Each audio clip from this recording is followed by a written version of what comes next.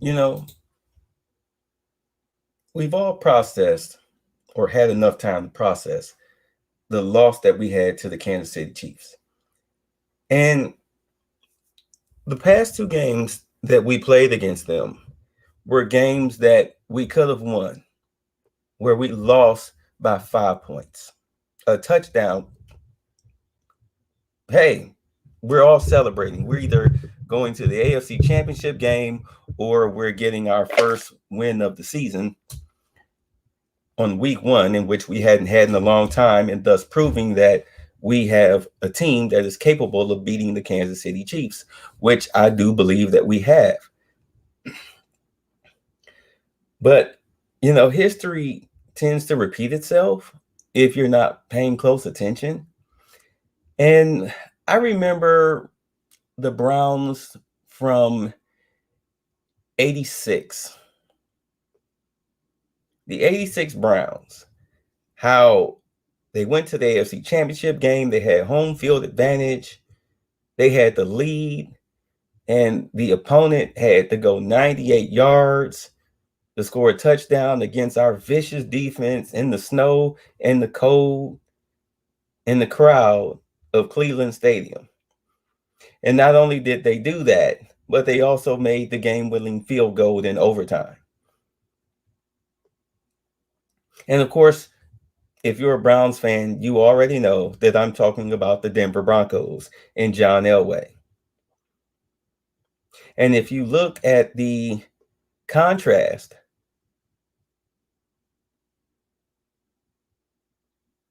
of Patrick Mahomes and John Elway, you see the same type of magic from both quarterbacks.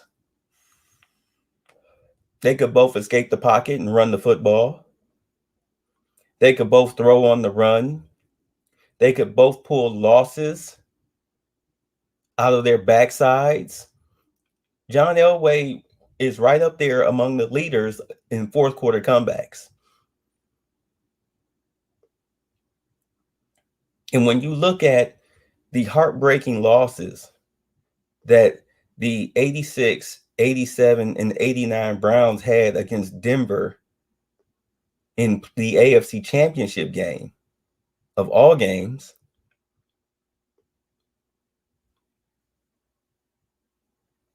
it was because of their careless mistakes. Careless mistakes, turnovers, drop passes, bad tackling, bad pass coverage, quarterback making you look ridiculous, magically escaping the pocket, getting the throw off to a wide open receiver or a covered receiver who actually covered very sloppily deep in the secondary. It's the same story all over again. Patrick Mahomes is, unfortunately, the way that it's looking, he and the Chiefs are our modern day John Elway and the Denver Broncos.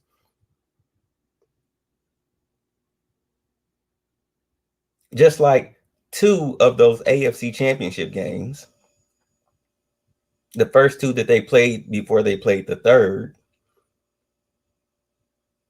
the same mistakes that the Browns made against the Chiefs. In one game, they had the lead and they blew it because of mistakes. In the second game, we came back only to fall short on our final drive. Ernest Byner, the fumble.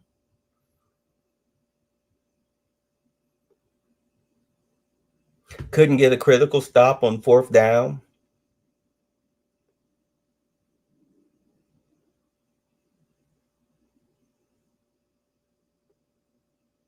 Do I need to bring up these memories and these comparisons? It's not that I think we're in trouble. I just think that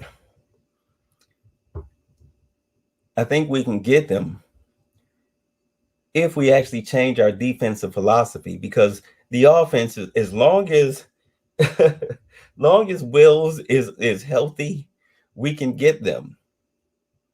We can get them. This is 2 games in a row where Wills has went down because of an injury. And then the left tackle just became a turnstile, thus negating the offense's passing game.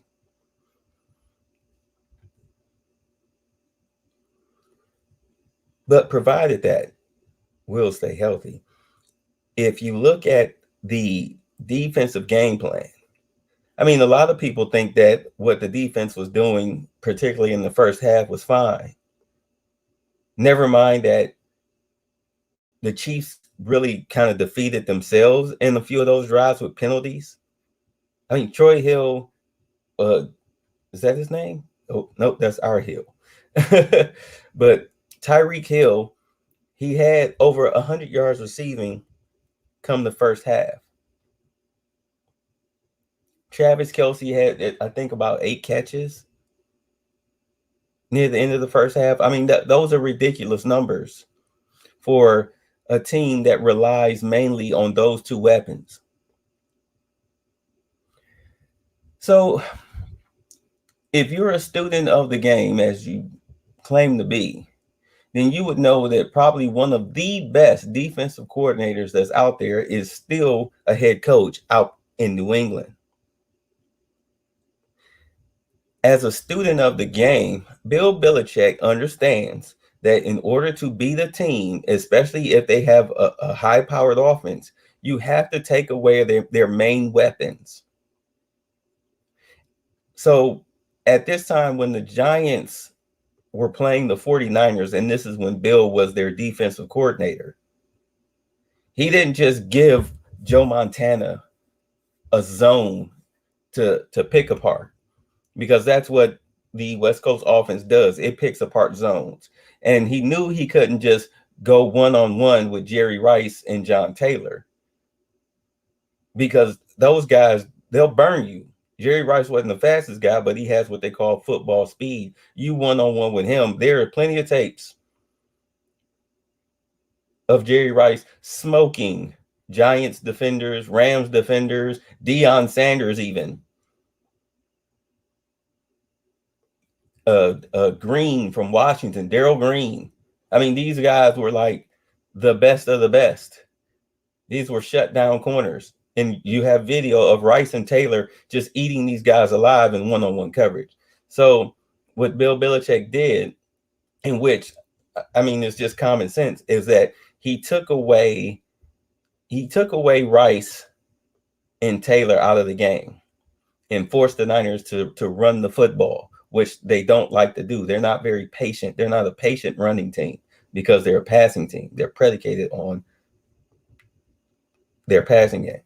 So at any rate, when I'm watching this game, Browns versus Chiefs, and I'm seeing that Tyreek Hill is just, and Travis Kelce is just eating the Brown zone alive and trying to man-to-man coverage Kelce with linebackers, and he's just eating them alive. I'm sorry, but your defensive scheme is flawed. Now, there's a way to double cover somebody. What Bill Belichick did, this is how he slowed down Rice and Taylor. What he did was he would have the linebacker or the safety jump the routes that the 49ers were running simply through tape study. Like, okay, they're in this formation. That means that Rice is either going to run a slant or he's going to run an out pattern. So here, you as the corner, stay near the sideline, and you as the linebacker drift over to cut that lane off. If you can at least buy the defensive line another second or two with the pass rush, they should be able to disrupt the play by either getting a sack or forcing Montana out of the pocket. Thus, you've broken up the play. You've blown it out. And if you try to go deep, you have the safety playing over the top to cut off anything that may veer inside in the semblance of a post. That's how you take away a weapon. That's how you double cover somebody without 2 people actually just right there on his hips.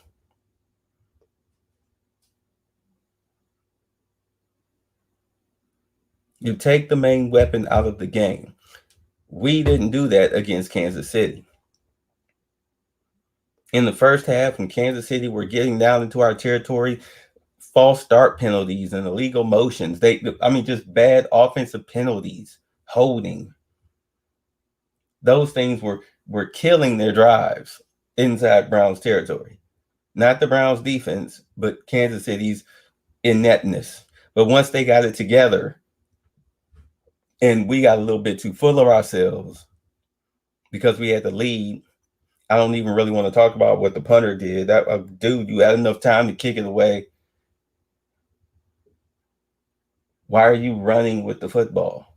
The rush isn't on you like that. Pick it up and kick it. And if you do get hit in the middle of a kick, guess what? That's a 15-yard roughing the kicker penalty. Because you got the kick away. They didn't tackle you.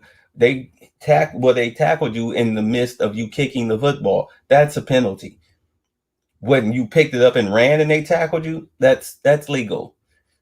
There's no penalty involved in that unless they grab your face mask or it's a helmet to helmet. You take your chances. You're a stunt man. Football players are stunt men. You're a stunt man. You can take the hit. But what we're paying you just to kick a ball, you can take a hit for your check. But the way I'm seeing it is that unless we learn to adjust the defense to take away these guys' favorite patterns, because there's no way that Tyreek Hill should have been running deep by himself with Johnson covering him, and then Johnson just completely and totally misplaying the ball. Like, dude, he threw up a duck. If you'd have had your football smarts about you, instead of playing the man, if you were literally playing the ball instead of the man, you would have made a play on the ball. But you're making a play on the receiver. Track the ball. Look up. Once you see him take off like that, look up. And just track the ball. Hell, if you feel you can't make a play on it, at least be in position to make the tackle. Or at least knock it out of his hands, something. But yeah, I'm seeing shades of Browns versus Broncos when we play the Kansas City Chiefs, and I'm really hoping that that's not how it's going to be. If it is, we are going to be in for some serious heartbreak. Some serious heartbreak. This is a precursor of things to come. At least I hope not. But there is a shining moment in that Browns-Broncos rivalry back in the 80s, was that it was Denver who turned around and made a mistake that cost them the game in 1989. Okay, because we played them in 86 and we played them again in 87. But 88, we didn't play them. No, we did play them and we lost. This was a regular season game. And then in 89, we had a regular season game where they forced Sewell, the running back, to fumble the ball. Broncos were in position with a little over a minute left to kick a game-winning field goal.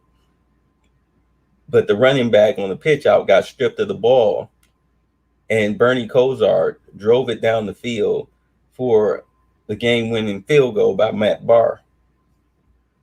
That's one of those kicks that vaulted Matt Barr into a household name for Cleveland, because it just barely crossed the pylon, but he won the game with no time on the clock. You thought that the Browns won the Super Bowl that day. But the Broncos did, they pretty much beat us by 13 points in the AFC Championship game later on in that season because of mistakes. Reggie Langhorne dropping deep passes, Webster Slaughter fumbling the ball, being stripped after a catch in the open field. Bad defensive calls. They just got demolished. They tried to make a comeback. They cut the lead down to 6, I believe, at one point. But the Broncos wound up scoring, getting a two score lead, and then that was it. Um, in that game, you had one of the most miraculous catches you've ever seen made by a Browns wide receiver by the name of Brian Brennan for a touchdown. Go ahead, just Google that game. Google the highlights from Browns versus Broncos '89 AFC Championship game. You'll see some really good plays by the Browns in the second half when they were coming back. At any rate, when you look at the comparisons between Kosar and Mayfield, people didn't like that Bernie Kosar was slow as molasses and wasn't a scrambler. He was horrible at trying to get out of the pocket because that wasn't his forte. He was a statue back there. He was the true definition of a pocket passer. We now get on Baker Mayfield saying that, hey, when he takes off and runs, he runs so slow. It's like, dude, like you get caught from behind by defensive linemen, you're so slow. But at least we know he's going to get some yardage before he goes down. Unlike with Kosar, it's like he's to the 30, he's to the 31. Oh, he's down. But Mayfield at least gets you to the 36, if not the 34. He'll get some yards out of it. He's not that slow. They used to rag on Kosar about his sidearm delivery, just like now people rag on Baker Mayfield being too short, even though there weren't a lot of batted passes down last year with Baker.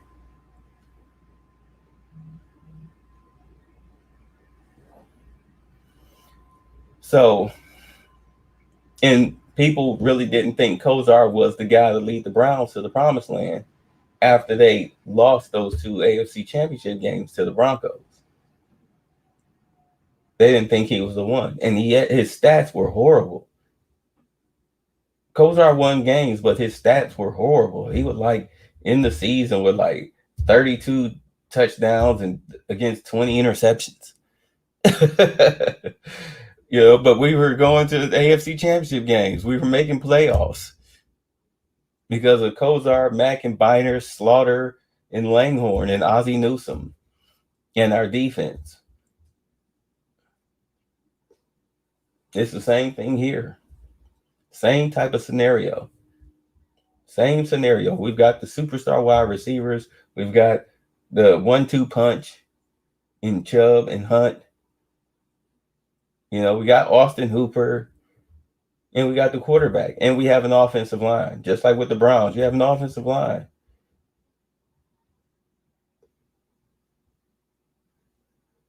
But you can't make these mistakes and expect to win big football games. So hopefully they'll clean it up against the Chiefs.